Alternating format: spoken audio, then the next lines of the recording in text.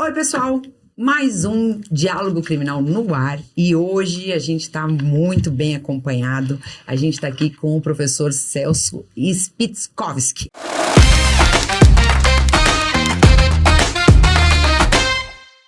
Aí, consegui. Isso.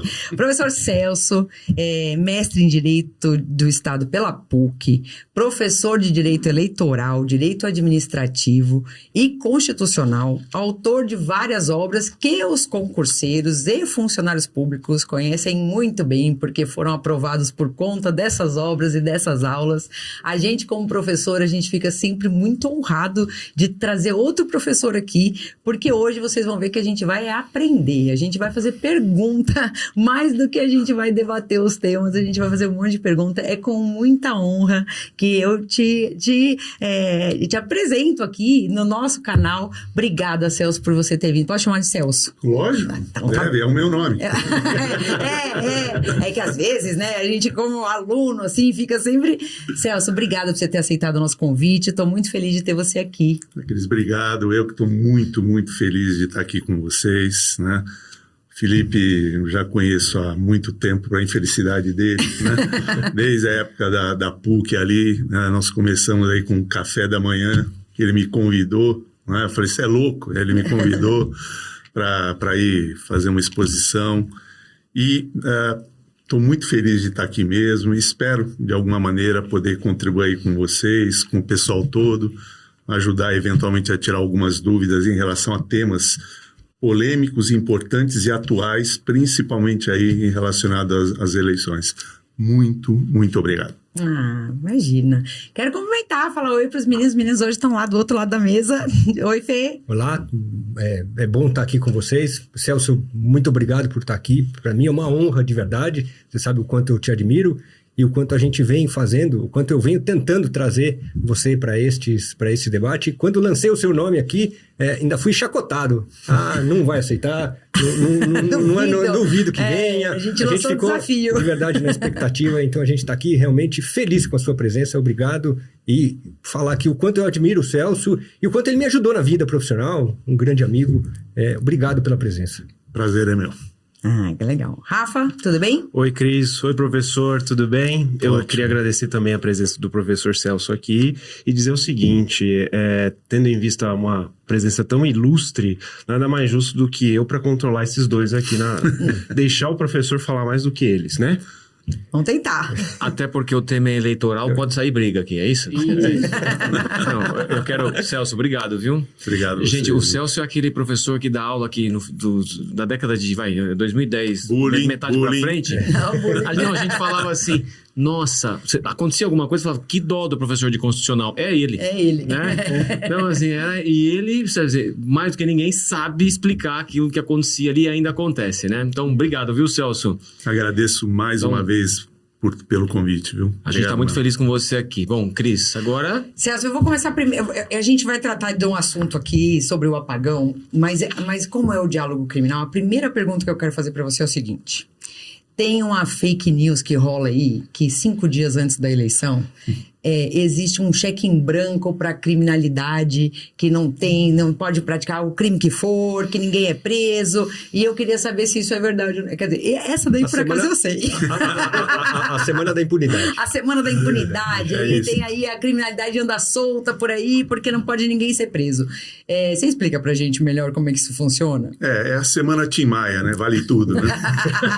Quem for pego aí flagrante, né? Ou não, ali a semana vale tudo. Olha, Cris, a história é a seguinte, né? Realmente existe uma previsão no Código Eleitoral de que 5 dias antes e 48 horas depois das eleições, ninguém pode ser, em tese, preso ou detido. Em tese, né? Salvo o flagrante, né? Ou a questão relacionada a decisões judiciais ali, né? É verdade, em tese a história pode acontecer, né? Ocorre que esse código é de 1965. Então, o ano que vem, em 2025, ele vai completar honrosos 60 anos, né? E em 60 anos, o mundo gira, o mundo roda, a Lusitana continua mesmo, a propaganda depois eu vou cobrar, né? Mas as coisas mudaram muito, né? Mas a regra está ali ainda, né? E depois de 65, época de exceção, período de exceção bravo, a gente teve a Constituição de 88, né? E a Constituição de 88, entre os direitos fundamentais, ela diz lá no artigo 5º, que ninguém pode ser preso, né, a não ser na hipótese de flagrante, né, ou por decisão de autoridade competente, fundamentada, né? Bom, existe uma incompatibilidade entre a Constituição e o Código, né? Porque se a gente levar, ou melhor, entre o Código e a Constituição, né? Se a gente levar a ferro e fogo que está no Código, então realmente é o vale tudo, e eu já presenciei algumas situações onde o indivíduo ali, ele é pego ali praticando um crime e vai lá para a delegacia e o delegado fala, opa, né?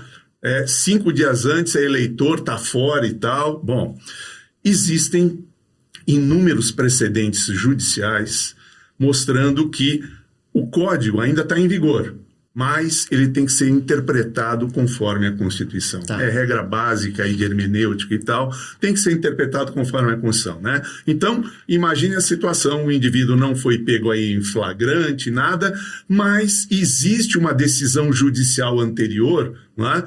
E ele, diante dessa decisão aqui, ele já colocado aí como foragido, e aí? Aí ele vai e fala, bom, o Código diz que está livre, então está livre, né? Então, será que essa decisão judicial anterior, colocando como foragido da justiça, não é suficiente para justificar uma prisão, uma detenção?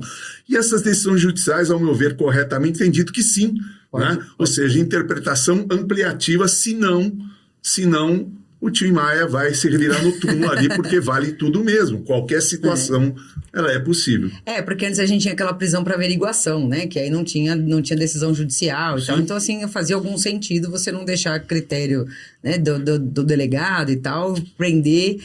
Agora, você tem uma decisão judicial ou decretando uma prisão preventiva, ou uma prisão até para começar a cumprir pena. Sim. Então, hoje, as decisões judiciais são no sentido de que pode ser preso. Você vai encontrar ainda gente que aplique o Código na letra dele. Tá. Mas tem precedentes muitos entendendo que tem que ser uma interpretação ampliativa e de acordo com a Constituição. Até porque também, a gente tem o seguinte, né? O Código, como eu coloquei, tem 60 anos. Sim. E ele foi editado numa época de exceção com um claro objetivo. Essa regra foi incluída ali com um claríssimo objetivo. Qual? Impedir que pessoas contrárias ao regime militar à época e tivessem papel importante em campanhas eleitorais, pudessem ser presas ou detidas só para que elas fossem tiradas de circulação, para evitar que elas pudessem, de alguma maneira, auxiliar em véspera de eleição ou mesmo no dia da própria eleição, né, uma votação mais expressiva para o único partido de oposição que tinha na época.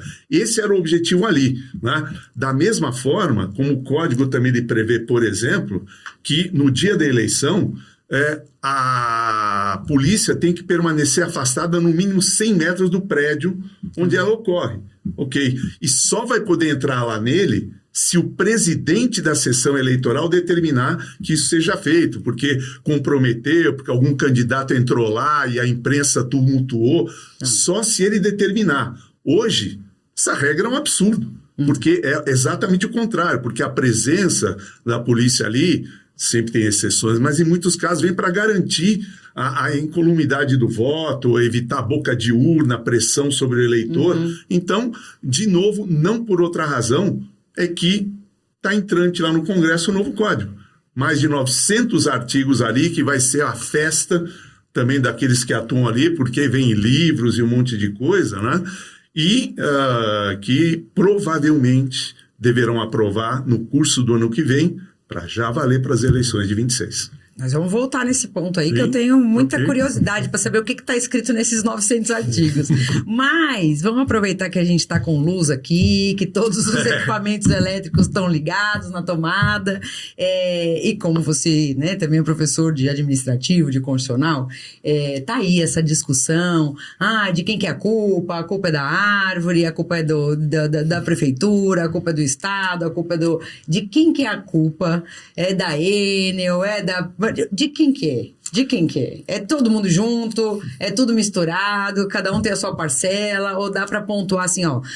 Tem vários setores com a responsabilidade, mas esse aqui pisou na bola mais feio. Como é que é isso aí? Então, quer dizer, eu diria que todos pisaram na bola, né? E cada um procura se evadir da sua responsabilidade, principalmente em momento de eleição. Né? Aí a batata quente vai de um para outro e todo mundo procura tirar. E com um detalhe interessante, né, para mostrar que é bem pontual. Vocês têm alguma lembrança no primeiro turno, em algum dos 500.027 debates que ocorreram, de alguém que trabalha com a questão do apagão? Então, agora que aconteceu, né, então todo mundo quer explorar isso, puxando a sardinha para sua brasa. Né?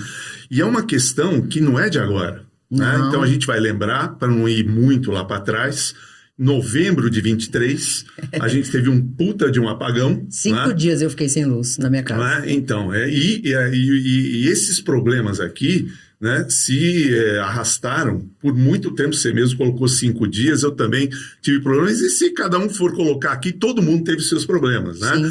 E problemas variados envolvendo perecimento de alimentos, que já é problema aqui. Eu lá na minha casa eu tive que fazer um gato ali na geladeira, lá, porque tem o gerador lá no prédio, para manter a geladeira ligada. Ok. Mas além disso, teve o comércio que teve um monte de prejuízo.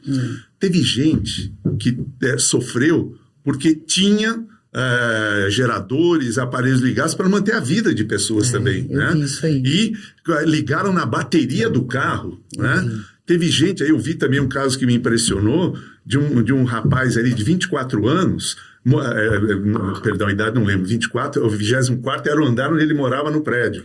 Ele era cego, subiu os 24 andares e ele tinha um cão-guia que estava totalmente desnorteado por conta dessa história do apagão, todo mundo correndo para cima e para baixo. Né? Então, é um problema que já vem desde há muito tempo, né? E que só vem se agravando por conta da questão climática.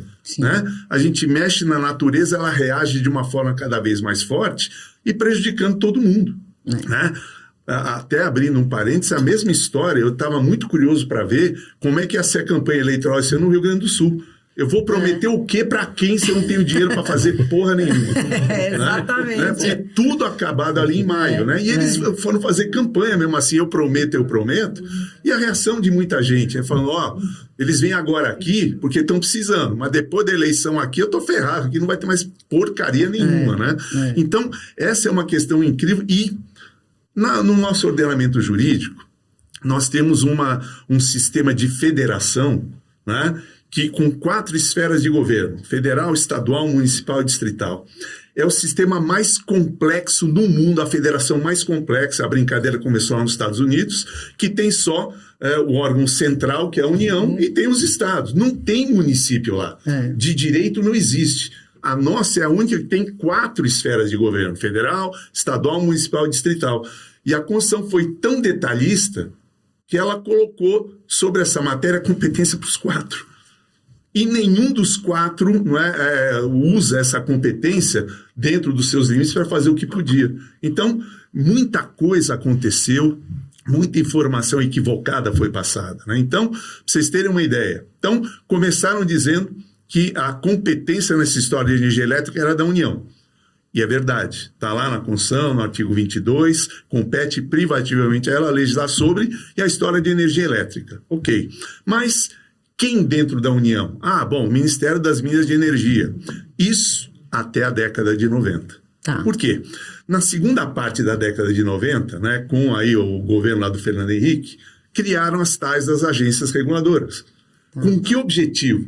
Fazer com que assuntos relacionados a serviços públicos essenciais não fossem acompanhados pelo Congresso, com todo o respeito, que não tem expertise para decidir sobre isso, e passasse para as mãos de especialistas.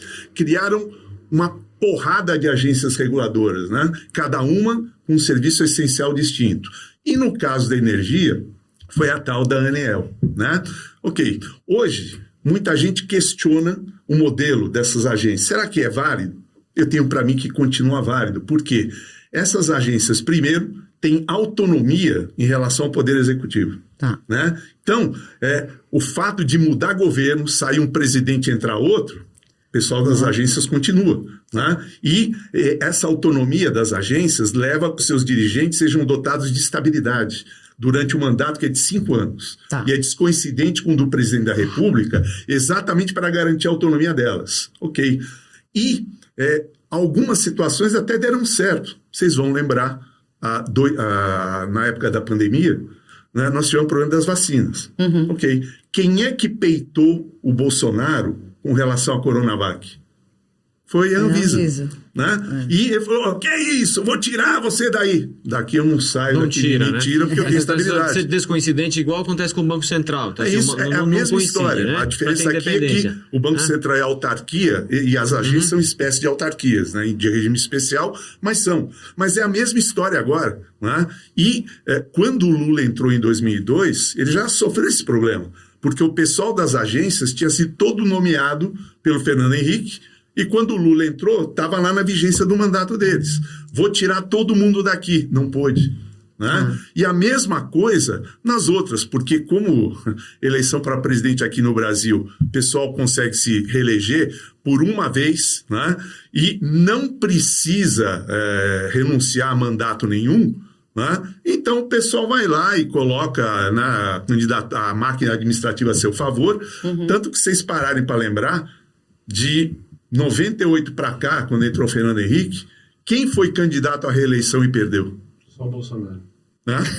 Foi o único, né? E o Bolsonaro foi lá e perdeu, né?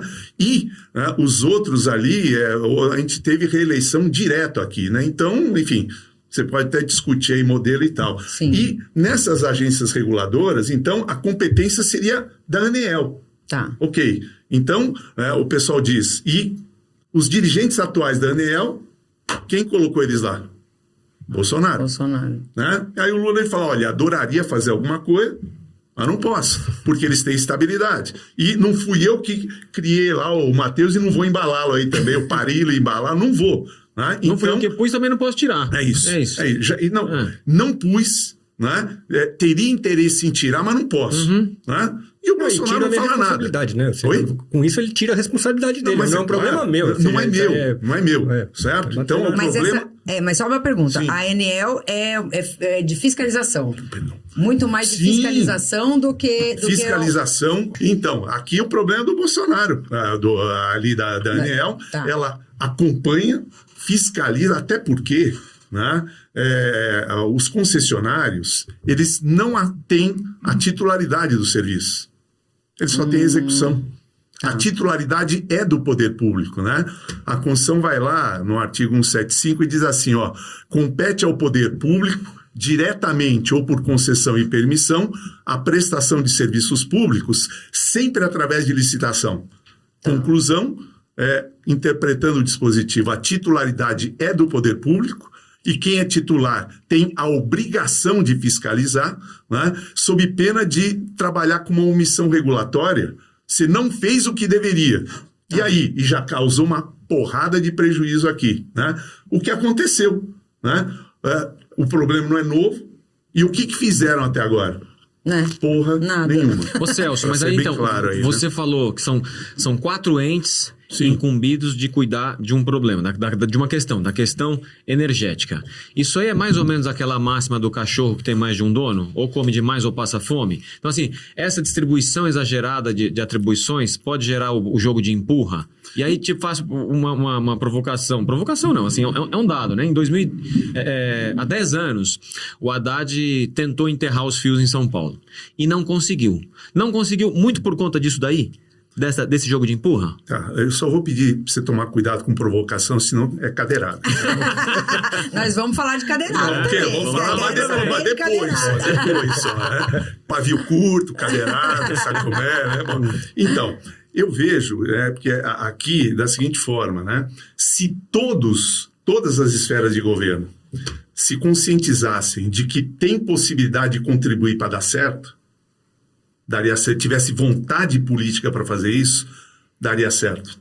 Né? O problema é que ninguém tem vontade política para fazer, e quando o problema aparece, a culpa é tua, e nunca a culpa é minha aqui. Né? Então, você vê, e sem nenhuma conotação partidária, nada, mas você vê que, então, aqui ao nível federal, a competência maior para acompanhar e para fiscalizar é da ANEEL. Ok. Só que ela tem verbas orçamentárias. E cortaram 50% da verba da ANEEL para fiscalização. Não é justificativa. Mas a mesma esfera de governo, né, que embala, é a mesma esfera de governo. Fala, estamos cortando em 50%. Não deveria justificar, né, a situação que foi criada, né? Porque ainda a gente vai chegar nas outras esferas de governo mostrando que cada um tinha responsabilidade e também não fez. Mas esse 50%, desculpa, vai lá. Esse 50% que você fala cortaram, é de qual gestão? Isso aconteceu quando? Esse corte? Aconteceu agora. 2024. Tá, aconteceu agora. Então, veja, você tem uma situação em que o Lula vem e diz, olha, a área federal é responsável, mas me tira dessa, porque a questão é da ANEEL. Tá. Ok. Aí, quem indicou a ANEEL? Foi o Bolsonaro. O governo anterior. É isso, eu não posso fazer nada. Meu povo, adoraria fazer, mas não posso. Estou impedido por quê? Porque os dirigentes atuais, que têm estabilidade até o final do mandato, a menos que eles cometam falta grave, não foram colocados por mim. Quando eu entrei, os caras já estavam lá. E continuam lá porque eu não posso tirar de lá. Mas, por outro lado, eu dou metade do valor do orçamento para eles trabalharem. Ou seja, se vira nos 30. Mas aí, de novo, por que essa tentativa do então prefeito, há cerca de 10 anos, de enterrar os fios, o que emperrou? Por que não vingou? Então, aí de novo eu diria para você, por aquilo que eu consigo perceber ali, falta de vontade política, né? Por quê? Porque aqui a história é a seguinte, olha, eu sei hoje que um dos grandes problemas que a gente tem para gerar esses apagões ali é a questão dos fios que não estão enterrados, porque isso faz com que árvores se entrelacem ali nos fios, e aí qualquer chuvinha vem e rola. Ok. Quem é prefeito hoje? É o Haddad. Ok. Eu vou querer enterrar fio. Pô, mas se ele conseguir enterrar fio aqui, olha o handicap dele aí para conseguir uma reeleição. Vamos obstaculizar. Então, de novo, se todo mundo, é o que eu coloco, se conscientizasse que tem competência e contribuísse cada um na sua para poder, todo mundo remando pro mesmo lado ali, as coisas ocorreriam. Mas eu vou deixar você enterrar o fio aqui, porque aí, na hora de uma reeleição, você vai falar, olha, resolvi o problema dos fios depois de 500 anos. Quem vai ficar bonito na foto é o outro. É isso, né? Mas é isso sempre isso. Sempre esse o problema, e tá vendo isso daqui agora também. É a mesma situação, porque essa história dos fios estarem enterrados ou a necessidade não é estética só. Né? Mas em São Paulo a gente tem problema dos furtos de fios enterrados, né? Ou seja, não consegue, porque é mais fácil de furtar. Também tem queria isso. Só, você está falando da ANEEL, que é federal. Isso, eu também queria entender o estadual. Descendo exatamente isso. Qual que é a responsabilidade do governador e do prefeito nessa história toda? Sim. E também no corte de árvore, porque o prefeito também diz que tem problema de segurança pública, e empurra para o governador. Então a gente fica nesse empurra, mas qual é a responsabilidade do governador e a gente, na esfera federal, então a gente chegou, tem responsabilidade, em especial da agência reguladora, cujo modelo, eu insisto que eu acho que é bacana, porque são especialistas, né? Tem mandatos, tem segurança para esses mandatos, né? Ainda que você tome uma decisão que o governo federal não goste, não vão conseguir te tirar daqui, né? Já vimos isso aí recentemente. Mas aí cortam as verbas. Oi? Mas aí cortam as verbas. Aí vai de forma indireta. Né? Eu não te tiro, mas eu acabo com o seu trabalho. Eu acabo com a verba de não você poder trabalhar. Não inviabilizo, mas eu coloco você em condições precárias. Sim. Ok? Bom, agora, na esfera estadual, né, você tem a agência reguladora Arcesp. Se você tem a Arcesp, que é a Agência Reguladora de Serviços Públicos, e energia elétrica é serviço público, a Arcesp tem responsabilidade também, né? E atua por delegação da ANEEL. A Constituição permite. Ela diz, energia elétrica é competência da União, mas no mesmo artigo, lá no parágrafo 1, que ela diz, a competência poderá ser delegada, né, para estados e o Distrito Federal, não para municípios. Então, está lá a Arcesp também, que tem a função de fiscalizar serviços públicos ao nível do Estado de São Paulo, né? Fiscalizar, acompanhar, né, o atendimento ao usuário, né? E então tem a sua parcela de responsabilidade aqui também, né? Ok. Ao nível municipal, a história também entra. Por quê? O município pode trabalhar com legislação federal, por exemplo, já que a competência da União pode. A Constituição diz que compete aos municípios legislar sobre assuntos de interesse local. Pergunta, é interesse local aqui por aquilo que está acontecendo em São Paulo? Que sim, que é o interesse não exclusivo, mas predominante do município. Tem lá. Depois, lá no mesmo artigo, a Constituição diz que compete ao município suplementar a legislação federal no que couber. Suplementar, detalhar, completar de acordo com a realidade local. Poderia fazer isso. Além do mais, né, há um tempo atrás, isso ninguém falou, o município de São Paulo celebrou um convênio com a União para passar a ter competência para fiscalizar a agência reguladora. Poderia fazer isso. Mas é só da União. Não é, não. O convênio foi feito para isso. E com outro detalhe interessante, que também pouca gente falou, pelo menos no rádio e TV, eu não vi isso. Em abril, agora de 2024, propuseram um projeto de lei para atribuir competência para o município para fiscalizar as agências reguladoras, as concessionárias. Para fiscalizar. Ok. E o projeto foi apresentado em abril em regime de urgência. Ele foi votado no dia 17 agora. Quando a encrenca já ocorreu de novo. A encrenca já ocorreu de novo, como né? Sempre acontece, né? Isso. E em regime de urgência com votação simbólica. Agora tudo, né? Tudo em prol da população, né? Vale tudo. Ok. E a Câmara aprovou, mas vai para o Senado. A gente precisa ver o que vai dar aqui.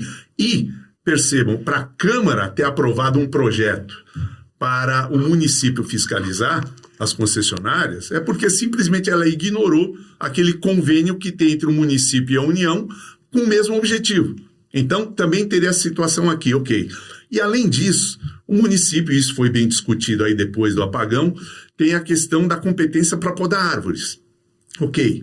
Agora, para podar, que árvores?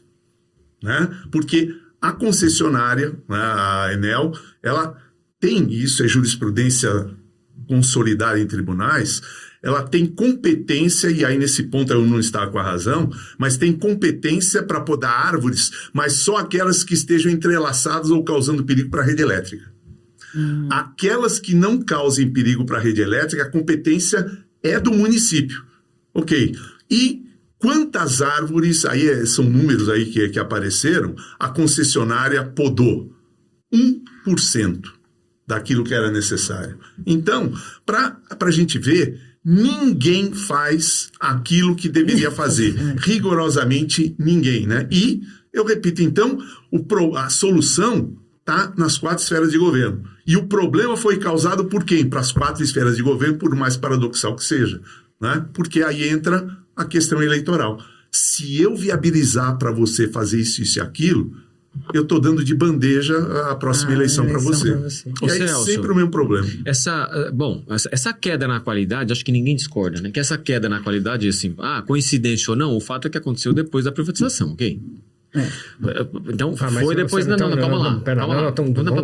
Deixa eu só falar um negócio. O Ricardo, então, nós estamos falando o seguinte, que a Eletropaulo era boa? Não. A gente nunca ficou sem luz na Eletropaulo. Não, acho que não era tão ruim, né? Assim, eu não me lembro, tá? De ter visto bairros inteiros 6 dias sem energia elétrica. Mas, enfim, a pergunta que eu quero fazer, assim, então, coincidência ou não, foi depois da privatização. O modelo de privatização da Sabesp, ele é semelhante? E assim, ele pode gerar essa mesma consequência? Aí te parece? Para mim, eu vou responder assim: eu sou você amanhã. Tá. Então sim, a resposta. Então esperemos a falta d'água também. Mas você coloca... Até porque esperemos o que vai acontecer também, porque eu acho que a privatização, que eu sou até a favor, né, porque eu acho que o Estado tem que se preocupar com aspectos básicos. Com o básico. Isso, né? E não que a energia elétrica não seja, né? Desde que ela seja acompanhada, como deveria ser, desde que... Porque a qualidade do serviço está tudo no contrato. Desde que os atores fizessem, como você pontuou aí, Isso, o papel deles, cada um o seu papel. Cada um cumprisse com o seu papel. Então, a Enel executasse como tem que fazer, né? Os órgãos públicos fiscalizassem como deve fazer também, até porque isso está em lei. A lei de concessões, né? Ela diz claramente quais são as competências, os encargos da administração e os encargos da concessionária ou do concessionário. E nenhum deles está cumprido aqui, né? E o que deixa mais a gente mais desesperançoso, né? Eu, pelo menos comigo aqui, é que as soluções que a lei prevê quando essa bagunça toda acontece, as soluções, na teoria, são ótimas. Na prática, de novo, o tempo apaga tudo. Então, a lei de concessões e permissões, por exemplo, ela prevê a possibilidade de intervenção na concessionária. A lei prevê. A intervenção terá um prazo máximo de duração de 6 meses, assegurada ampla defesa. 6 meses. Tá bom. Aí, terminou a intervenção, falou, você concessionário não fez o que devia. Então, banca. Não. Porque aí você vai ter que... A intervenção é um primeiro passo para você poder extinguir a concessão. E uma das formas de extinguir a concessão é a caducidade, que foi muito discutida aí também nos últimos debates. Só que a caducidade, que é a extinção da concessão, quando a concessionária não cumpre com as suas obrigações, ela tem que assegurar, não podia ser ampla defesa, e mais 6 meses. Então você vai esperar pelo menos 1 ano. Ok. Terminou 1 ano, bacana. Existe hoje alguma empresa, vamos tirar a Enel agora daqui, alguma empresa que tenha a capacidade instalada para poder dar continuidade ao serviço? E não tem como voltar para o poder público? Eu acho que talvez nem queiram, né? Acho que é que nem assumir o Corinthians Aliás, professor, porque me parece... Só me parece que ele fez uma provocação aqui. O Corinthians aqui, porque eu estou sugerindo já substituir a Enel pelo Corinthians, porque foi o único que conseguiu acabar com o Furacão em 90 minutos. Essa foi péssima, mas enfim. Mas foi o Atlético Paranaense, não foi? Não, mas pera, a minha pergunta, rapidinho, que eu perguntei primeiro. E não tem como voltar para o poder público? Então, você imagina, se voltar para o poder público, qual vai ser a qualidade do serviço agora? É porque também não me parece que tem pessoal técnico habilitado para assumir de novo esse papel, né? Então, o poder público, já com a diminuição dos quadros, já que toda execução passou para a iniciativa privada, será que teria técnicos suficientes para poder atingir demandas no país inteiro? Até porque, vamos combinar, por conta dessa história aí de meio ambiente, esses fenômenos estão se repetindo cada vez mais. Né? Não, e o pior... E as desculpas são as mesmas, né? De que era imprevisível isso. Ou seja, isso acontece todos os anos, de forma pior, mas é imprevisível. Então, vejo essas e você, inclusive, aí, passando os olhos nas sentenças, não é só isso. Porque tem desculpa nova. No contrato... Isso o Ministério das Minas e Energia falando, o ministro, no contrato, não tem previsão de atendimento para essas situações drásticas criadas pela natureza. É o que mais está tendo agora aqui. Nos próximos a gente vai incluir. Sim. Mas nos próximos. E quando que vai voltar? E já pensou? Eu fico pensando, pessoas ficaram 5 dias sem energia elétrica de sexta-feira retrasada para cá. Ok, né? Se tivesse vindo o vendaval e o temporal que tinham previsto para esse fim de semana, mais 5, quem é que vai conseguir sobreviver com um negócio desses, né? Eu queria fazer a provocação que o Ricardo fez, ou seja, de dizer falando que a privatização piorou tudo e portanto, A falta de luz ocorreu por conta da privatização. Não foi o que eu falei, não, só uma coisa. Eu falei assim que foi uma coincidência. Foi uma coincidência. Ou não, olha, coincidentemente ou não, depois da privatização começaram a acontecer esses fenômenos de semanas sem energia elétrica. Nesse nível não acontecia, é isso. Eu discordo. Eu acho que antigamente, ou seja, esse problema elétrico a gente vê há bastante tempo. Eu lembro de criança tendo falta luz, tendo esses problemas, mas eu acho que as grandes capitais e as metrópoles tiveram problemas graves por conta dos gatos na periferia, por conta da tentativa errada de novas obras. Vai culpar o pobre agora. Não tô querendo.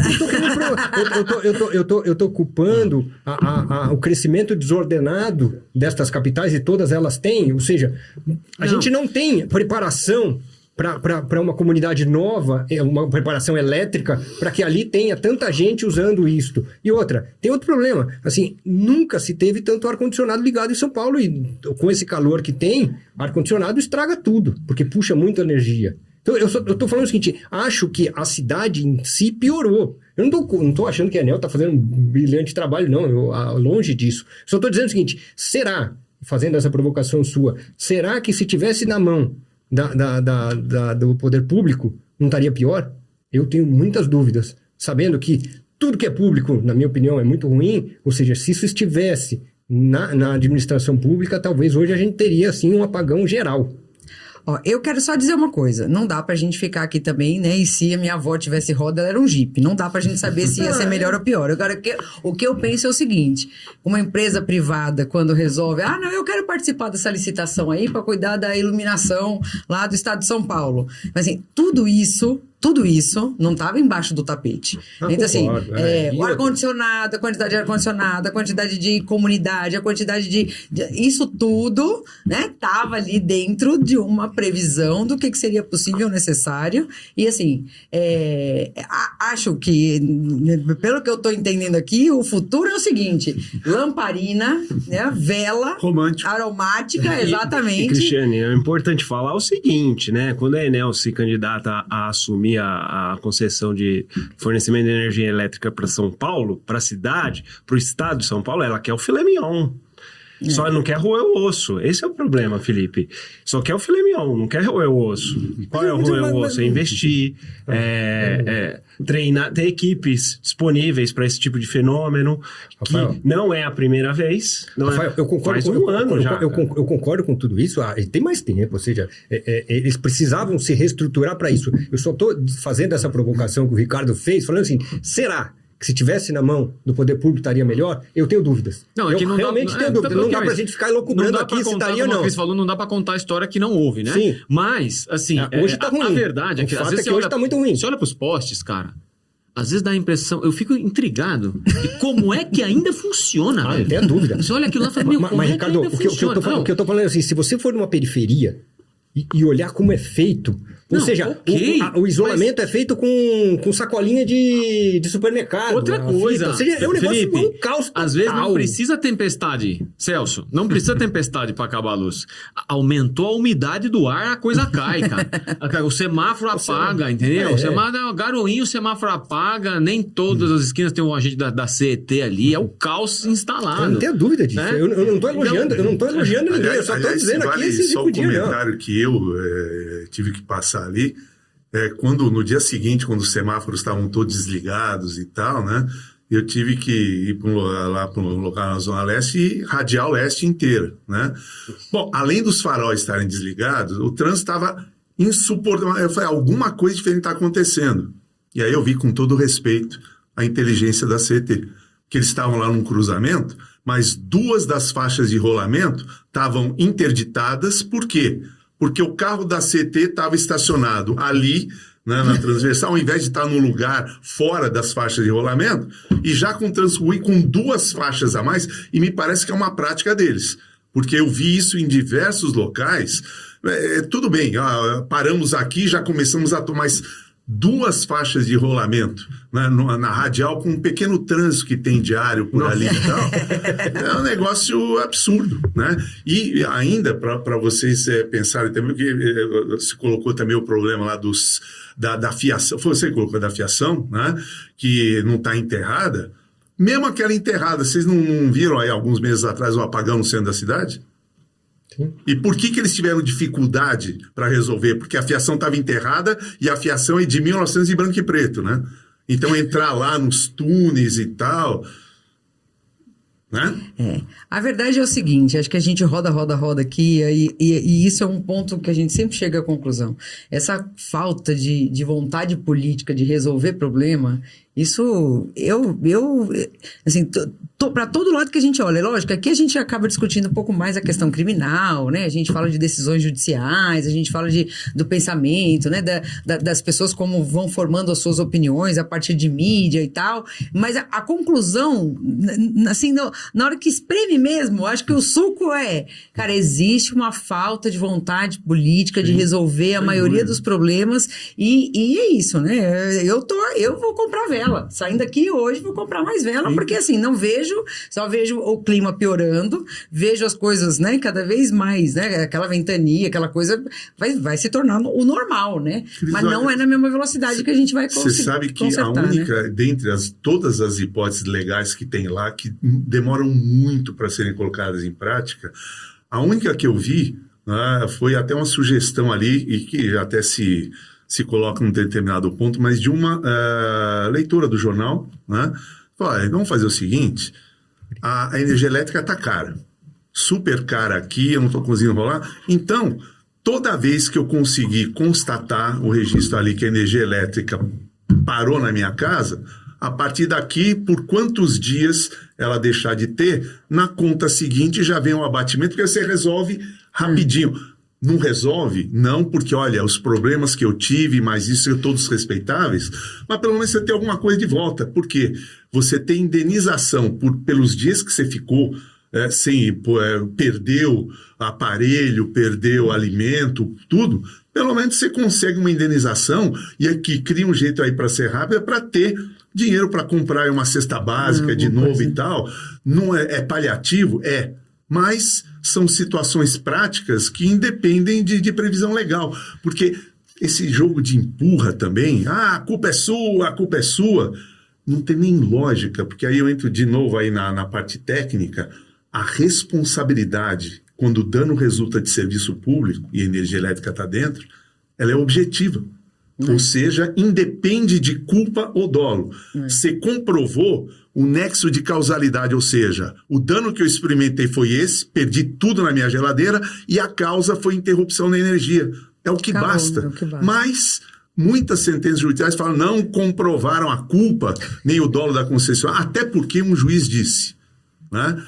Seria ilógico. Se a concessionária ela é remunerada pela tarifa de energia elétrica, não teria lógica que ela, de forma dolosa, atrasasse a volta da religação. Nossa, mas olha, foi até um soco no meu estômago. Sabe o que é pior? Deve ter sentença ainda que fala assim, não, mas você comprovou o que tinha dentro da sua geladeira? E sabe que tem? Deve ter. Teve bares e restaurantes falando o seguinte, você falou que tinha refrigerante. Não, refrigerante você podia ter tirado da geladeira. O frango, se você tivesse tirado a tempo, também podia ter evitado que ele deteriorasse e tal. E isso veio, essa sentença que eu coloquei, veio numa situação onde a empresa falou, fiquei 22 dias, não agora, foi lá da outra pagou 22 dias sem energia elétrica. Sabe? Aí vem emprego que é jogado fora, gente mandada embora, porque ninguém consegue sustentar uma coisa dessa. E o que será, né, que faz um juiz dar uma sentença como essa, né? Eu chamo isso de sentença de gabinete, sabe? Os caras não vão pra rua. Não sabem, só pode ser isso. Ou ele não tem casa. Ou a casa dele ali, ele tem o gerador e tal. Vive meio fora da realidade, né? Mas eu tenho uma percepção, às vezes, de que é uma jurisprudência que anda meio de mãos dadas com o poder público, entende? Ou com as concessionárias de serviço público, portanto. Porque todo mundo é a gente aqui, entende? E você não acha que se tivesse assim, começar o Poder Judiciário a dar umas multas nervosas, dando moral nervoso. Mas escuta, essa pessoa, esse cego, que ficou totalmente desnorteado durante 3 dias sem luz, ele vai receber uma indenização de R$200 mil. Porque isso aí não é inadmissível. Essa mãe que teve que pegar a filha com o respirador e botar na bateria do carro, que morreu. Essas pessoas vão ser indenizadas por dano moral por um valor relevante. Talvez, a longo prazo, começasse a mexer no bolso e aí essa empresa ia falar assim, quer saber? Eu tô achando melhor eu começar a podar as árvores antes, porque 1% só, gente, é uma vergonha. Mas você É uma acha que vergonha. isso vai fazer uma cascata que inviabiliza tudo? Porque aí tudo que é grave... Eu concordo com você e acho que tudo que é grave devia ter indenizações grandes. Mas eu tô falando assim, se começar a moda pegar, aí tudo vai ficar grave, aí tudo vai ter dinheiro. E aí a gente vai ter uma justiça que vai começar a dar indenizações pesadas. Porque aí vai falar, ele morreu por conta de falta de eletricidade, mas e por outras questões? E aí, eu só acho assim... Aí vai sopesar, e aí pode ser que as coisas energéticas virem um problema... Eu acho que é um pêndulo, eu acho que assim, quando a gente olha, eu tenho essa visão aí, depois que, eu não lembro qual foi o autor que eu li, mas falando que algumas modificações acontecem nesse sistema de pêndulo, né? Eu tô muito para um lado, é muito difícil eu sair desse extremo, e parar aqui no meio, então eu vou para o outro lado. Acho que sim, pode haver um período em que indenizações maiores e tal, podem gerar uma certa banalização, mas até a gente chegar no meio termo, porque é sério. O juiz de direito virar e falar assim, não, mas o refrigerante você não pode... Cara, eu fechei o meu restaurante por 20 dias e você vai me dizer que o refrigerante... Sério. E outra, que eu não comprovei que tinha peixe ou carne no meu restaurante. Não, eu tenho um restaurante que eu tenho o quê? Sapato lá dentro, né? É um restaurante. O que você acha que tinha lá? Eu posso ter perdido o quê? Olha, meu faturamento semanal... Então, assim, existem essas decisões judiciais que você olha e fala assim, essa pessoa está totalmente descolada da realidade. Tentando usar amparo legal. Força maior. Isso foi causado por um evento drástico da natureza e outra para passar a responsabilidade da batata para todo mundo. O governo federal, a Enel, falou, olha, nós aplicamos penas para a concessionária que chegam a casa de 322 milhões de reais. Só que 10% ela não pagou disso, por quê? Porque o judiciário falou, não pague, não é, porque é impossível religar em 24 horas e mais ainda... não coloque o nome da concessionária no rol dos inadimplentes. Eu vi isso aí. Mas e outra, se a gente pensar, falando dessa sua provocação, se a gente pensar que a gente tem muitos informais, então as pessoas fazem comidas em casa, então você imagina, como é que uma pessoa dessa vai falar, não tem CNPJ, como é que você tinha essa quantidade de comida lá? Não vai fazer. Não vai conseguir fazer prova de nada, né? E outra, mas aí piora tudo, né? Porque aí o informal é que se dá muito mal, e aí tem problemas mais graves por conta disso. Ele não consegue comprovar nada. Se o dono de um restaurante não consegue, você imagina aquela pessoa que cozinha em casa para fora. Não, eu vi uma senhorinha essa semana, ela falou assim, eu faço compra uma vez por mês. E assim, eu tinha acabado de fazer. E aí eu perdi tudo. Então agora não tenho dinheiro para comer e não tenho dinheiro. Agora só o mês que vem. E como ela comprova isso? Então, a prova disso é nula, né? Você tem que ter a nota, você tem que ter guardado a nota. Então, mas que é muito todo mundo que é muito comum, né? Guarda a nota e tal. É muito comum a gente pedir, anotar, colocar na planilha, muito comum. Agora, eu queria só fazer um parênteses, estão querendo ameaçar com cadeirada aqui, quando eu falei da nota fiscal aqui. Não vou dizer quem foi, tá? Não vou dizer cadeirada. Por falar em cadeirada, acho legal falar da cadeirada. Da cadeirada. Eu quero saber o seguinte, Mudando de pato pra ganso. Mudando de pato pra ganso mais ou menos, né? É uma questão animal, de pato pra ganso. Eu acho que... Eu acho que é de pato pra ganso, até porque os dois estão ali. Os dois estão meio ali, porque assim, no fim das contas é isso, né? A sua conclusão é essa. Existe uma falta de vontade política, e quando a gente fala em falta de vontade política, a gente tá ali, né? Você fala, eu vou colaborar para enterrar os fios, sendo que aí você vai ser eleito e eu não vou levar nada nisso e tal. Então vamos falar de eleição. E aí, para falar de eleição, a primeira coisa que eu quero saber é o seguinte: a cadeirada. Eu queria saber o seguinte: aquela cadeirada pode? Não pode? É crime? Não é? Porque você sabe que tudo que a gente olha, a gente já quer saber se tem algum crime. Sim. É a forma... Eu não sei se vocês, né? A gente vive disso, né? A gente vive disso. Antes dele responder, eu vou aproveitar a sua pergunta. Então, se a cadeirada pode, não pode, a gente já sabe que não pode, mas enfim, aconteceu. E aí a questão é, a sua experiência em direito eleitoral, Em matéria de cadeira?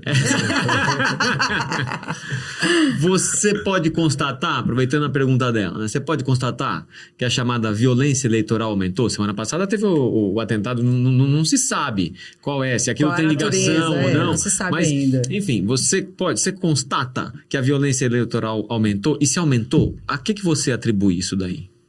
Olha, que aumentou não tem a menor sombra de dúvida, né? A gente, acho que essa semana ainda teve o problema lá do prefeito de Taboão da Serra, que foi baleado ali também, né? Um carro blindado, né? Um carro blindado ali, né? Então, ela aumentou sobremaneira, né? E aumentou, né? De novo, eu vou colocar muito por conta da postura que os políticos adotam, né? Porque, assim, para a gente não voltar muito no tempo, eu acho que desde 2022, quando polarizou muito a questão eleitoral, a campanha para presidente, e sem A, B, mas polarizou de tal ponto, de tal forma que, sabe, você briga entre amigos ali, que não se falam mais porque um era o candidato A, outro candidato, então vá para... E dali para fora, né? Então, eu posso até dizer que eu perdi contato com alguns amigos exatamente por conta disso. Ela falou, olha, quer continuar saindo, a gente quer continuar conversando ali, política está fora. Porque já sabe que vai sempre cair na mesma coisa, e isso e aquilo. Então, o radicalismo que veio de um tempo para cá ajudou muito a contribuir para isso, para tentar afastar uma situação que é de responsabilidade de todo mundo. Ponto 2, né? Essa possibilidade também de aumento aí de violência vem muito também por conta, aí é o advogado falando, por quê? Porque a legislação é de 60 anos atrás, e essa legislação, quando foi editada, mesmo na época da ditadura militar, acho que não conseguiam perceber cadeirada em debate eleitoral. Nos né? previu essa possibilidade. Até porque, né? Nem teve aí o debate eleitoral em época de, né? Ficamos de 64 até, enfim, os anos 80 ali, sem nada, né? Então, hoje, a história da cadeirada, da propósito aqui, a legislação eleitoral ela não prevê nada nesse sentido. Né? Então, porque é uma situação envolvendo lesão corporal, né? E com dolo e tal, ou não, desculpe aí, porque o leigo aqui, com forte emoção, porque, né? Mas envolve lesão corporal resultante de injúria praticada. A injúria, a legislação eleitoral prevê, mas ela prevê a injúria em matéria de propaganda eleitoral ou para fins de propaganda eleitoral. E a questão ocorreu lá no debate. Um debate que é previsto na lei, mas que tem regras próprias, que obviamente não incluíam cadeirada. Né? Agora os debates passaram a incluir no local, então a cadeira terá que estar parafusada. Não incluíam cadeirada nem a injúria. Não, a injúria sim. Não, isso, nem para propaganda, nem para o debate, só para propaganda. Isso. Então, se fosse possível, porque é a única perspectiva que eu vejo, de incluir na questão da injúria, só poderia ser para fins de propaganda, o que não ocorreu. Ok. Então, já essa é uma situação aqui. A outra, né? Quem praticou injúria foi quem sofreu a lesão corporal. Né? Então, poderia ser, se fosse para propaganda, poderia ser responsabilizado pela injúria da maneira como eu vejo aqui. E também nesse caso, né, a reação dele pode dizer, olha, foi atingido, né, estava em momento de forte emoção e tal, isso eu estou entrando na área de vocês ali, né, de forma irresponsável, né? Não, pode deixar que a gente corrige, se estiver errado. Por enquanto tá tudo certo, viu? 4 criminalistas aqui, se você estivesse falando alguma bobagem, a gente ia te corrigir. Já estou me sentindo aqui provocado e assediado de novo, né? Então, eu estou até afastando o microfone. Guarda a cadeira. É isso. Então, porque é uma situação, né, que, vamos combinar, né, isso não justifica. Mas alguém chegar e falar, olha, você foi envolvido numa história de assédio lá numa funcionária tua, lá na Bandeirantes, no caso aí do Datena e tal, que ela também já negou ali, abriu mão e atingiu, segundo ele, eu não sei, o Datena, uma avó dele que teve, enfim, não sei nem se chegou a óbito ou não, aí eu já não lembro. Ninguém tem sangue de barata ali, né? Mas, né, é cair na estratégia ali que eu nem sei, eu vi tanta coisa nessas eleições que eu nem sei se já não foi premeditado. Vai lá, pode falar porque não tem nenhuma previsão. Portanto que, depois do que aconteceu, ele continua falando. Pois a mesma coisa, ele continuou falando. Então, aí a gente entra, né? Porque não fui eleitor do Marçal, não gosto dele, né, e cada um tem o direito de ter a sua opção, mas a engenhosidade dele e, o pior, aí é a responsabilidade do eleitor. Por quê? Sem proposta nenhuma. Né? Teleférico para a cidade. Construiu o prédio mais alto do mundo na cidade. Agora mesmo, e pegou, né? Porque agora Sorocaba construiu o prédio mais alto do mundo aí também. Pegou. E não só ali, mas eu vi também alguma coisa numa praia lá em Santa Catarina também, que vão fazer a mesma coisa. Né? Mas, então, né? E aí, com essas propostas ali que não tem sustentação nenhuma e são totalmente inviáveis, né? Chegar onde ele chegou sem ter um segundo no programa eleitoral gratuito, né, mostrando que esse problema da questão do horário eleitoral já não é mais uma vantagem como era antes. Isso o Bolsonaro já comprovou também, porque não teve tempo nenhum no horário eleitoral e acabou chegando, chegou. Então aí, agora, a gente volta para a responsabilidade do eleitor. Como é que se permite que uma pessoa que entra numa campanha eleitoral sem nenhum tipo de proposta sustentável consiga quase ir para o segundo turno, não é? E se fosse para um segundo turno... Com chance de ganhar. Não, exato, Celso, também aqui... Fazendo uma provocação com isso, você acha que a Justiça Eleitoral tem ou teria alguma forma para barrar uma situação dessa? Teria. Porque eu estou dizendo o seguinte... Teria. Inclusive e acha que essa é uma disputa que tinha que ser travada no voto ou no direito? Então, aqui ela poderia ser nos dois, mas para mim a responsabilidade maior vem para o eleitor. Por quê? Claro que a Justiça Eleitoral ela teria como, né? Acabou cancelando uma série de contas dele ali, por quê? Por abuso de poder econômico. Vai lá e começa a replicar mensagens para você ganhar alguma coisa depois lá. Está claro com todas as letras no Código Eleitoral que é possível cassar registro de candidatura, né? Ou até o próprio mandato, se a questão for apurada depois das eleições, por abuso de poder econômico. É tranquilo isso. Da mesma forma como fizeram com Caixa 2 desde 2015. Pararam com Caixa 2 por pessoa jurídica. Mas nesse caso, desculpa te cortar, claro. Mas nesse caso específico, você não acha que isto aumentou a exposição dele? Ou seja, claro. No outro dia ele faz uma outra conta da esposa, mas do lógico, pagar. Então, por isso é que eu atribuo a maior parcela de responsabilidade para o eleitorado. Porque a justiça tinha como fazer e muitas vezes não fez. Então, mas porque, inclusive, o que ela poderia fazer mais do que isso? Eu Felipe, acho que eles tentaram. Mas eles você podia de imediato já, né, colocar, pelo momento, foi depois do registro da candidatura, porque, inclusive, pouca gente comentou, porque o registro da candidatura do Marçal também foi objeto de ação judicial. Sim. Porque disseram que ele não se desincompatibilizou no prazo previsto por legislação e tudo mais. Poderiam ter brecado aqui, mas disseram que não foi um problema maior e tal, poderia ser relevado. E essa história de utilização, né, de mídias sociais ali, que a gente até estava comentando antes, né, ganhou uma importância enorme agora aqui, e o cara como um gênio manipula essas mídias, né? E o que me chama a atenção, de novo, é a postura do eleitorado. Eu respeito quem vota, quem gosta e tal, mas chegamos ao quase momento, vocês lembraram, de ele se tornar prefeito da maior cidade da América Latina e com um detalhe mais.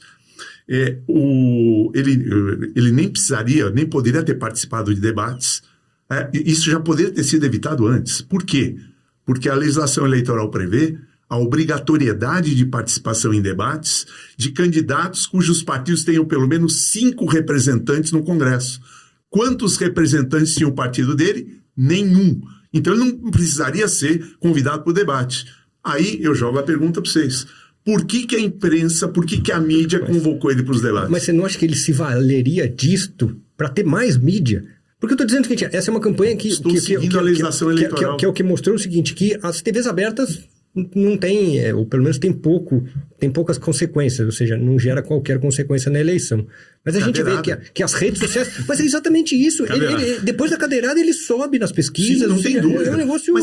Ou o Bolsonaro aqui, sobe com a facada. Felipe, aqui, ele tentou utilizar de forma mágica a cadeirada. Né? Então, viu-se depois ali que depois da cadeirada ele continua de pé. Sim. Ali, né? Depois e aí ele entra numa ambulância, foi lá, então, aí ele entra numa ambulância para colocar equipamentos de oxigênio e tal, né? E aí descobrem que a pulseira que ele tinha lá no hospital era para situação que não tinha emergência nenhuma. O próprio hospital que o atendeu reconheceu que não era uma situação de gravidade. No entanto, né? Aí vem as situações anteriores. Por que ele veio? Por que ele foi convidado? Foi convidado porque dá audiência. Né? Então, é uma situação que vem.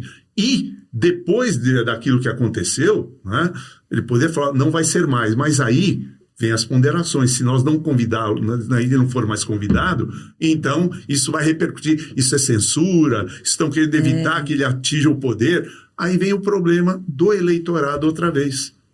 Né? Celso, ele usou um documento falso na véspera da eleição, ele ou a campanha dele, enfim, alguém na campanha usou um documento falso para falar que um outro candidato era cocainômano, no caso o Boulos, né? Sim. E aí, e também tem a história dele o tempo todo atacar o Boulos com essa coisa, é viciado em cocaína, é cheirador, e fazer os apelidos, etc. Tal. Aí você falou da responsabilidade do eleitor, mas a Justiça Eleitoral teria tempo de fazer alguma coisa para barrar a candidatura dele? Falar assim, não, peraí, é o seguinte, você está jogando muito fora da regra. Você não vai poder participar. Dá tempo? Não dá tempo. Como é que funciona isso daí? Então, esse problema do tempo é um negócio muito sério também, porque a Justiça Eleitoral ela não tem estrutura para julgar rápido. Né? Então, até por conta aí de pesquisas que a gente faz ali por conta do dia a dia, né? Irregularidades cometidas numa eleição, às vezes são decididas 6, 7 anos depois. Puxa, 6, 7 anos para a Justiça Comum até que não é tanto tempo, né? Mas está no final do mandato do cara já, que se elegeu e continua lá. Isso acontece muito, e a gente estava até comentando antes também de iniciarmos o programa ali, que aconteceu na época da eleição da Dilma. A Dilma se reelegeu em 2014, tendo o Temer como vice. Tá bom. Aí, logo em seguida, a perda da eleição, o PSDB, através do Aécio, entrou com uma ação, né, alegando caixa 2 na campanha e pedindo a declaração de inelegibilidade dos dois. Isso foi em novembro de 2014. Acompanhe a cronologia. Em agosto de 2016, a Dilma foi retirada do poder por impeachment. Ok, né? E o cargo de presidente ficou vago. Ok? Quem assumiu? O Temer, o vice. Tá. Quando em maio de 2017 foram julgar esse processo, 3 anos depois praticamente, ficou um impasse. Qual? Se a Justiça Eleitoral acolhesse a representação, então a Dilma já estava fora, o Temer estaria fora, vácuo no poder. Teremos que ter eleições indiretas para a presidência da República. Problema. Na forma da lei, diz a Constituição. Cadê a lei? Ixi. Até hoje ela não existe. Então, teríamos um impasse institucional se o pedido fosse acolhido. E com um detalhe mais, também não estou fazendo pré-julgamento nenhum, mas nessa situação, um mês antes do julgamento pelo TSE, que é composto por 7 integrantes, 2 deles advogados, mas indicados pela OAB. Os advogados são indicados pelo Judiciário, né? Então, ou pelo Supremo, ou pelo Tribunal de Justiça, né? E 2 vagas no TSE vagaram um mês antes do julgamento. E os 2 advogados que entraram, não estou dizendo que votaram por causa disso, né, contra o pedido, mas foram indicados pelo Temer. Então, são as injunções de natureza política, né? Então, quem está sendo julgado, 2 meses ou um mês antes, indica 2 julgadores. Né? Aí fica fácil, né? Então, veja, eu não estou pré-julgando, eu estou só apontando fatos que podem ser coincidência. Ô Celso, mas deixa eu te perguntar uma coisa, que você fala assim que o poder, a Justiça Eleitoral não tem estrutura. Diminuiu, inclusive, agora. Então, mas aí eu te falo assim, ó, não tem estrutura porque a quantidade é muito grande de processos que chegam lá.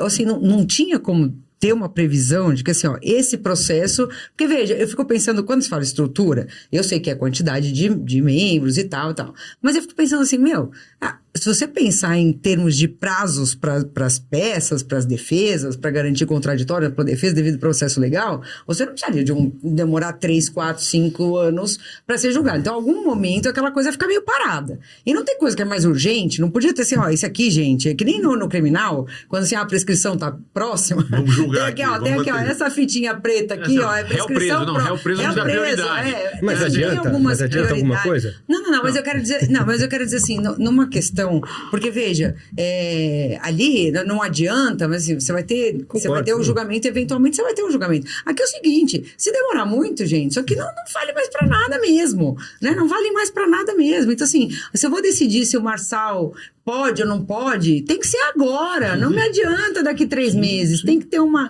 estrutura, uma lei que obrigue que essa decisão saia rápido. E isso está previsto nesse código que você falou que tá aí próximo de ser aprovado, nesse novo código eleitoral. Você acha que existe uma previsão contra isso? Tem, para pior. Contra não, né? Para pior.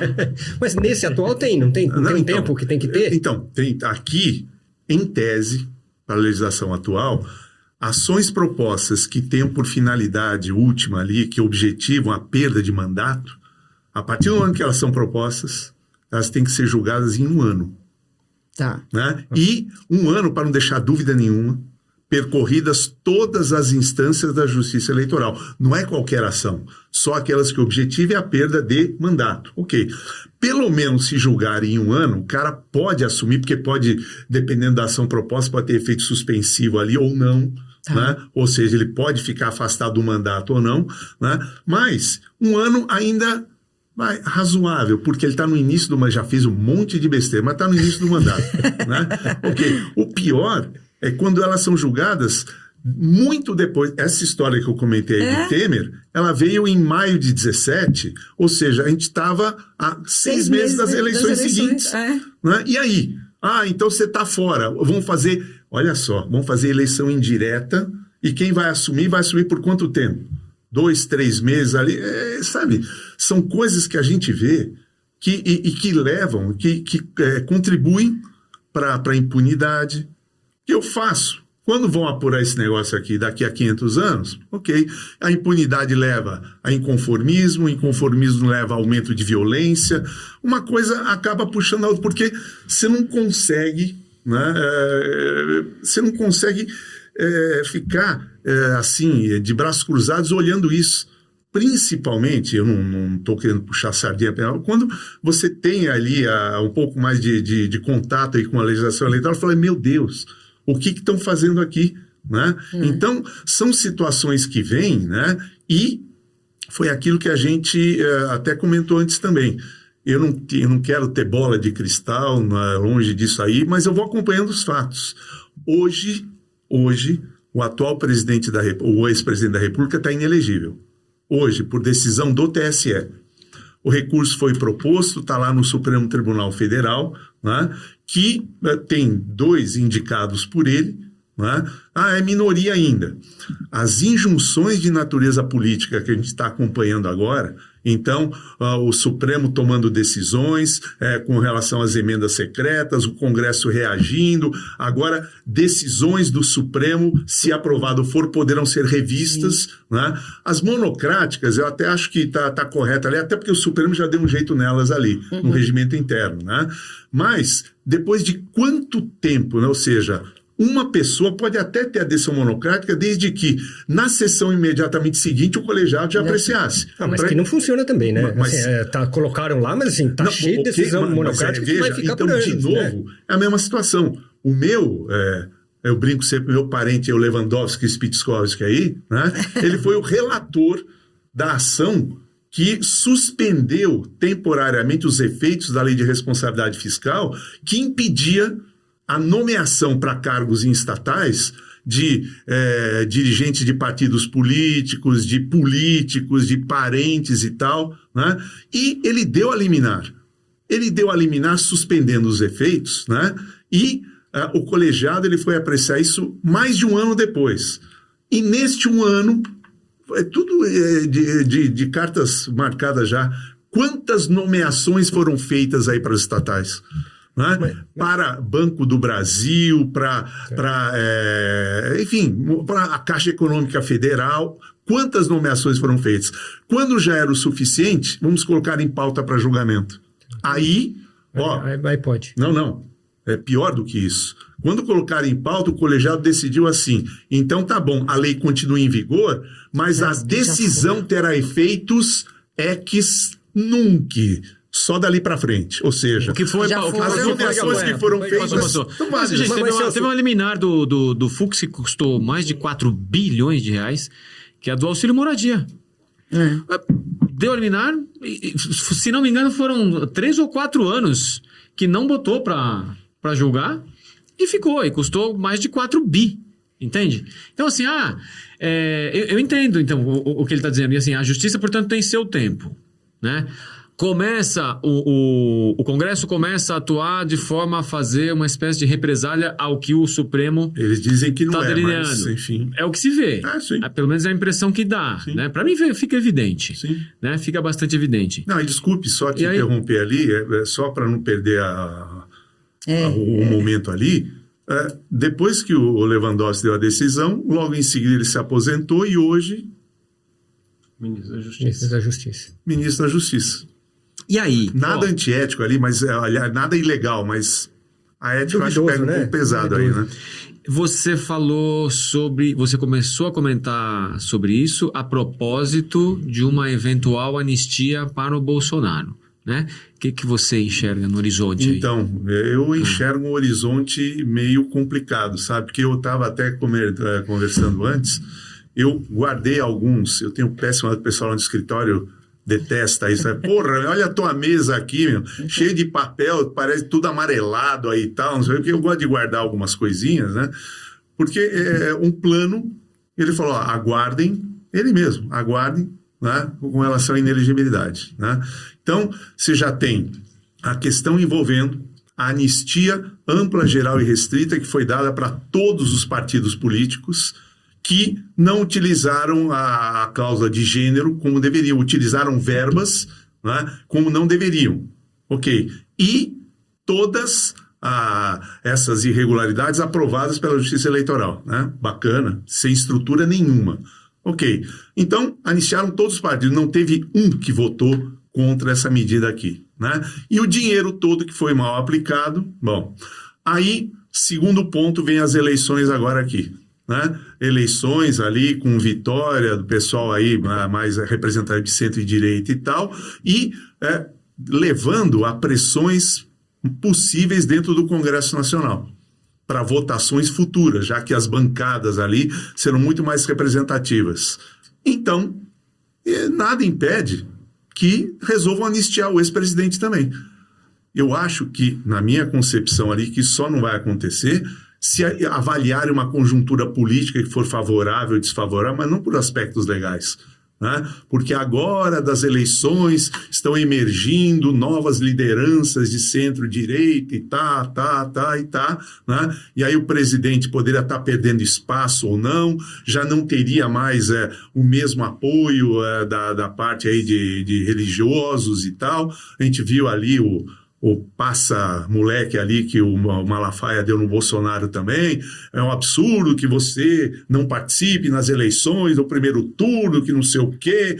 E eu não ia revelar para ninguém, tá? Mas eu vou revelar que ele chorou comigo 5 minutos no telefone.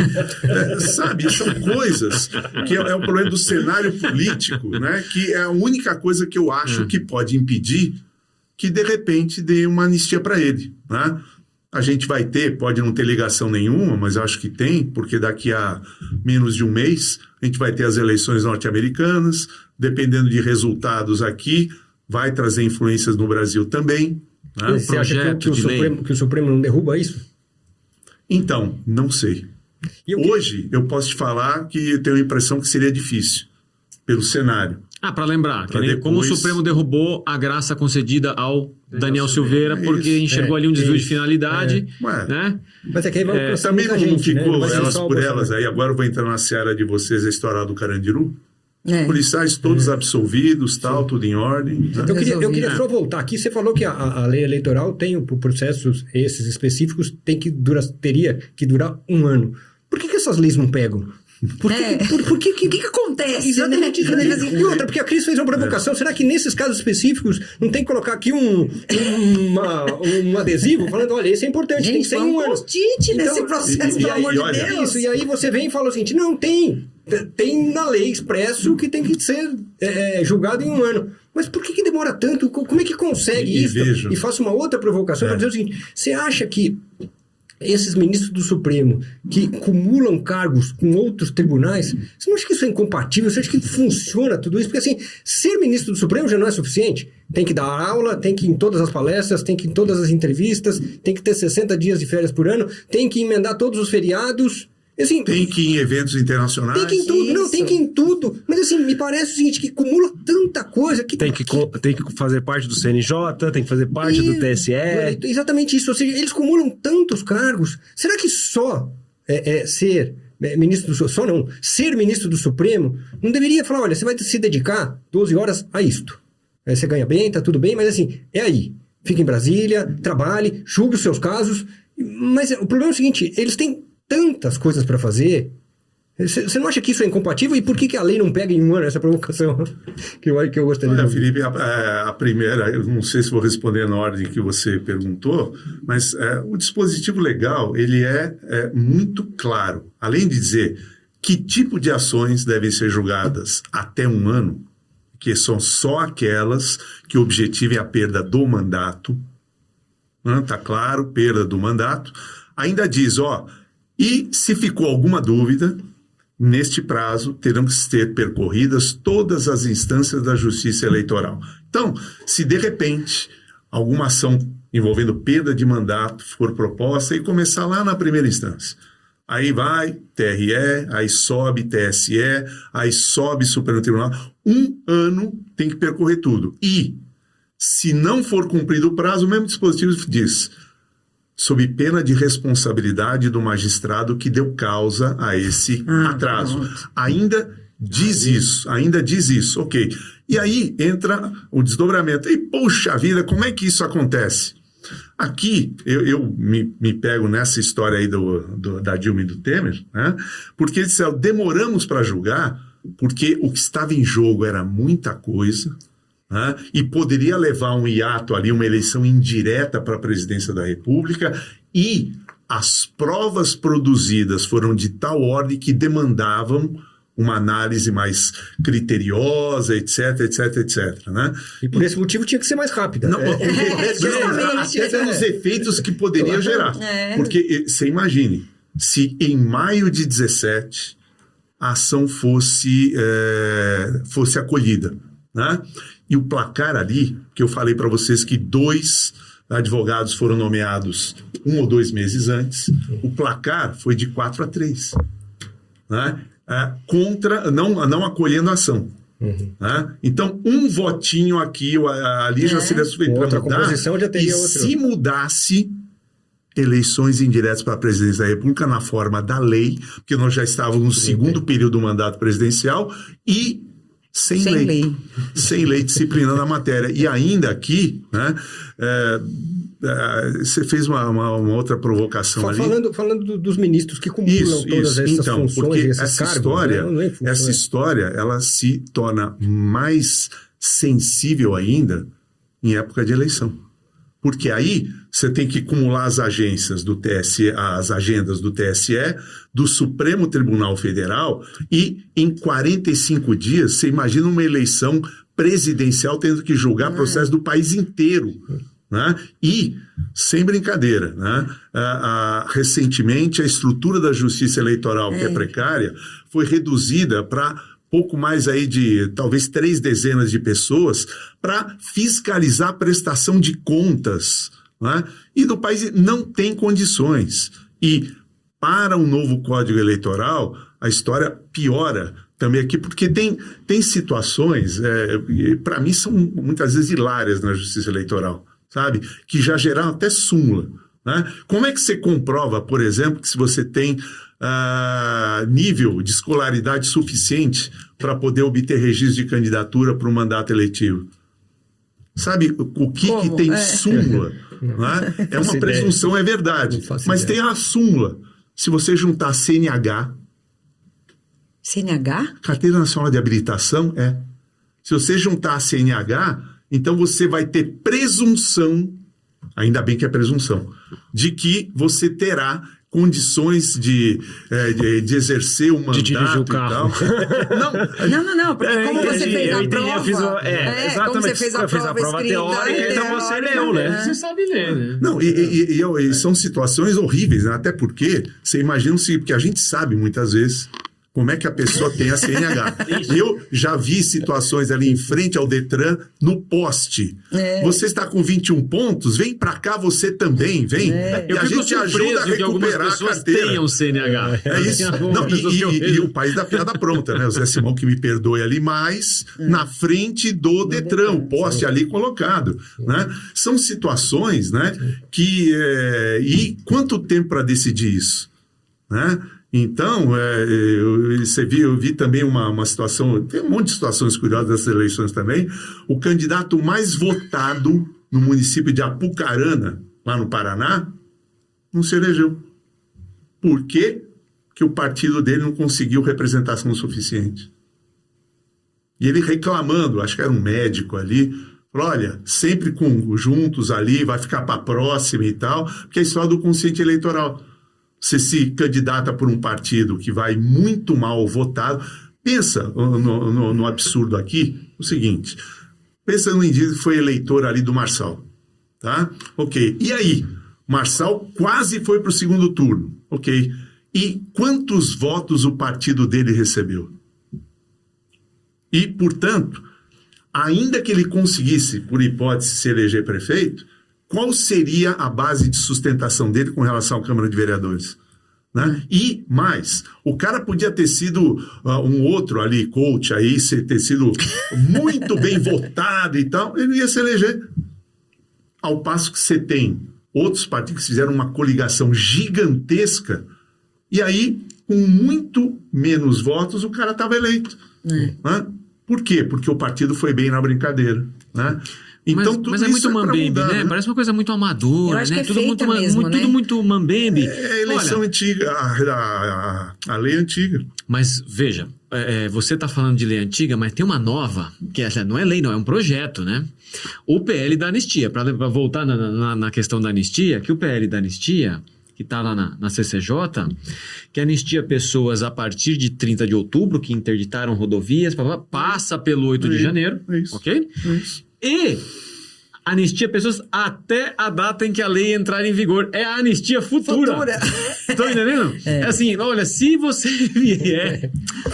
Esse tipo de manifestação está liberada daqui para frente. Isso, não só. Se você vier a pleitear golpe de Estado, né, até o advento da sanção dessa lei, né, você será anistiado. Então, é surreal. E aí a gente volta para a tua provocação anterior ali. Eu falei, então, pessoas olhando uma coisa dessa, fizeram o que fizeram sendo anistiadas, qual é a reação do eleitor? Então, e aí a violência e tal. Ô Celso, eu tenho a gente já chegou à conclusão, então, que o eleitor é o ponto fulcral aí para resolver essa situação, né? Não pode confiar no judiciário, no legislativo... Nem no candidato. Nem no candidato. Então, e aí a gente se depara com o que explica esse fenômeno, ou vários fenômenos, como o Marçal, por exemplo, e que não é de hoje, né? A gente pode voltar um pouco atrás... Volta lá no Tiririca, pior que tá, não fica. Volta mais no Cacareco. Volta lá no Macaco rinoceronte Tião. Quase se elegeu em volta no Macaco Tião. E o que explica isso? Inconformismo. As candidaturas vêm e aí as pessoas eu tô sem alternativa alguma. Eu vou abraçar essa candidatura, aquela outra ali. É uma forma de protesto. Aí um protesto legítimo, não vou votar, né? Ou vou lá para abstenção e a semana que vem, eu acho, se eu posso me enganar redondamente, mas eu acho que o nível de abstenção para o segundo turno agora vai ser muito maior do que foi para o primeiro. Posso até torço para estar errado, né? Mas... Celso, o que você pensa, assim, a propósito da pergunta dele, né? Da questão da regulação das redes sociais, questão de discurso de ódio, fake news. Você acha que tem como esse código novo, ele lida de alguma forma com a questão de fake news e eleição? O TSE, ele tem isso, a gente tem que dar uma palmatória. Eleição após eleição, ele tem procurado aprender com as situações que se apresentaram, né? Então, no começo do ano, no final de fevereiro, e aí previsão também de lei, até o dia 5 de março, tem que ser editadas todas as resoluções do TSE para regulamentar, né, as eleições, a legislação eleitoral, só regulamentar. Porque a lei que vai reger as eleições tem que estar aprovada um ano antes. Ou seja, primeiro domingo de outubro do ano anterior às eleições, a lei tem que estar aprovada. E essas resoluções viriam só para melhor disciplinar, para detalhar, porque resolução em termos de hierarquia tem um patamar inferior à lei. Não pode alterar o que a lei não estabeleceu, só melhor regulamentar. E essa foi a primeira vez que eu vi o TSE editando resolução para trabalhar com fake news, para trabalhar com questão de gênero, para trabalhar com inteligência artificial, né? Já tentando se adaptar aos ventos novos ali que vão regulamentar as eleições. Então, acho um passo importante, acho também que é uma questão super difícil, porque a história de regulamentação de redes sociais vai passar também por muito daquela questão de censura ou exercício de poder de polícia, até onde pode ou não pode. Mesmo que está ali em termos de regulamentação de redes sociais, quando você fala em expressões subjetivas, grave abuso de poder econômico. O que é grave abuso? Né? Ou grave abuso de poder político para gerar, inclusive, inelegibilidade. Né? Então, eu acho que é uma questão que tem que ser enfrentada, e eu sei que vai, porque, inclusive, agora, em maio, aí, foi editada outra resolução pelo TSE só para trabalhar com a questão das fake news, mas eu acho que é um caminho tortuoso, exatamente porque vai esbarrar na liberdade de expressão, vai esbarrar, claro que tem que esbarrar na responsabilidade, né? Porque não tem liberdade sem responsabilidade junto. E que vai fazer com que cada caso concreto tenha que ser analisado de acordo com as características que ele apresentar. Em 4, 5, 6 anos. Porque parece que a coisa toda é meio feita. Bondosa, parece que toda coisa é meio feita mesmo para não funcionar, né? É isso. É, né? Tudo feito. Então, e sabe o que eu acho? Eu acho que esse código de 65, aí você me corrige, porque nós já estamos caminhando para o fim, você só me corrige e fala assim, não, Cris, você está viajando. Mas eu acho que esse código de 65, ainda dentro mesmo, apesar daquela situação de ser um estado de exceção e tal, ainda previa um mínimo ético.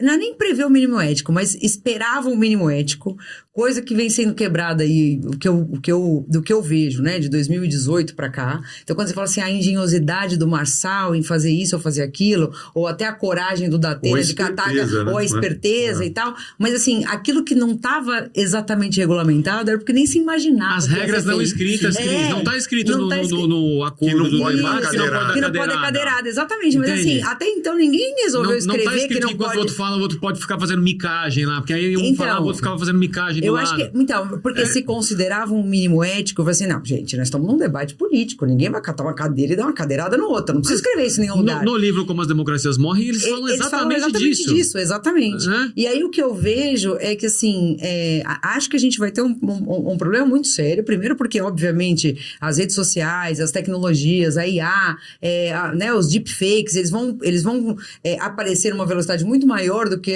as resoluções vão ser capazes de regulamentar, né? Assim, até com essa antecedência, de repente vai acontecer uma coisa nova ali no meio da eleição, e fala assim, não, nem a lei previu, porque a lei estava pronta um ano antes, nem a resolução, então assim, eu acho que não vai ter essa velocidade, nunca vai estar a par e passo das coisas que são possíveis de serem feitas. O Código Eleitoral, eu acho que quando ele for aprovado... Ele já vai estar velho. Ele já vai estar ultrapassado. Ele já vai estar ultrapassado. Muitas coisas ali, né? Mas eu também nessas acho. questões, você não acha que a gente cai na ingenuidade das pessoas, ou seja, os deepfakes e todas essas fake news, os tio do Zap que o Ricardo adora, eles são repassados com muita frequência e sem questionamento nenhum. Ou seja, o cara recebe e fala, legal, pum, então, passei, mas comecei a mandar. E aí todo mundo cai numa vala. E olha, nessa história, Felipe, inclusive de inteligência artificial, principalmente deepfake também, eu vi durante as eleições muitos problemas envolvendo candidatas, né? Na questão sexual também, então, não sei o que foram colocadas em situação, né? E principalmente, você imagina uma situação desses municípios de pequeno porte, né? Micro, né? Águas São Pedro, só tem água, São Pedro e o hotel, não tem mais nada lá, tem muito mais, né? Mas enfim, né? A situação é como se estivesse apontando o dedo na rua. Irradia muito fácil, né? Viraliza com é bem isso mesmo, né? Então... Mas a mentira como instrumento político não é de hoje, né?